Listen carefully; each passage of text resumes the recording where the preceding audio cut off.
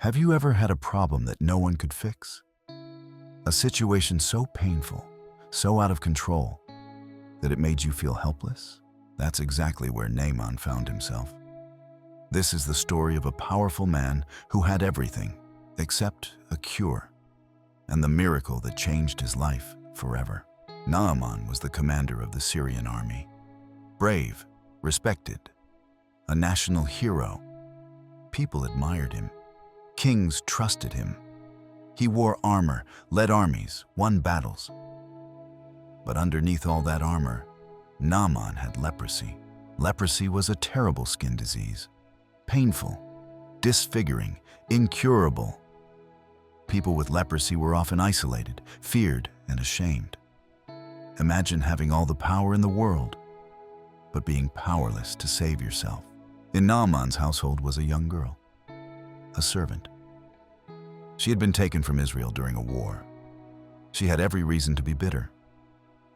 But instead, she spoke with kindness. She told Naaman's wife, "If only my master would go to the prophet in Israel, he would heal him." That one small sentence sparked a journey. Naaman went to his king and said, "I've heard there might be hope in Israel." And the king said, "Go. I'll write you a letter to their king." Naaman didn't come empty-handed. He brought treasures, gold, silver, fine clothes, because he expected to buy his healing. When Israel's king read the letter, he tore his clothes and cried, "Am I God? Can I heal diseases?" He thought it was a trap, an excuse for war. But the prophet Elisha heard about it. He sent a message to the king, "Send Naaman to me. He'll know there's a prophet in Israel." Naaman stopped in front of Elisha's house, but Elisha didn't even come to the door. He sent his servant with a message. "Go wash yourself in the Jordan River 7 times, and you'll be healed." Naaman was furious. "Seriously? That's it? He doesn't even come out to meet me. I thought he'd wave his hand, say a prayer, do something dramatic. And the Jordan River? That muddy water? We have better rivers back home." He turned to leave, angry and offended.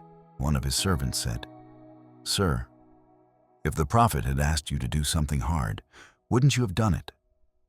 Why not just try what he said?" Naaman paused.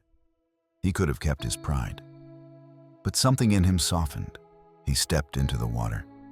Once, twice, 3 times, nothing. 4, 5, still the same. 6, and on the 7th time, his skin was completely healed, smooth, clean, like a child's. The mighty warrior was whole again. Naaman ran back to Elisha. He said, "Now I know there is no God in all the world except in Israel." He offered Elisha the treasures he brought, but Elisha refused, because this miracle couldn't be bought. Naaman said, "Please let me take some soil from this land, so I can worship the true God, even in my country." He wasn't just healed on the outside. Something had changed inside him too. So what can we learn from Naaman's story? Pride can keep us from healing. Sometimes the answer is simple, but humbling. Never underestimate small voices. A nameless servant girl sparked a miracle. God's ways aren't always flashy, but they work. Obedience often opens the door to transformation. Miracles can change your body and your heart. Naaman came for healing, but he left with faith. You don't need gold, power, or perfection to receive from God. You just need a heart that's willing. Thanks for watching. And remember, sometimes the miracle starts with a simple step of faith.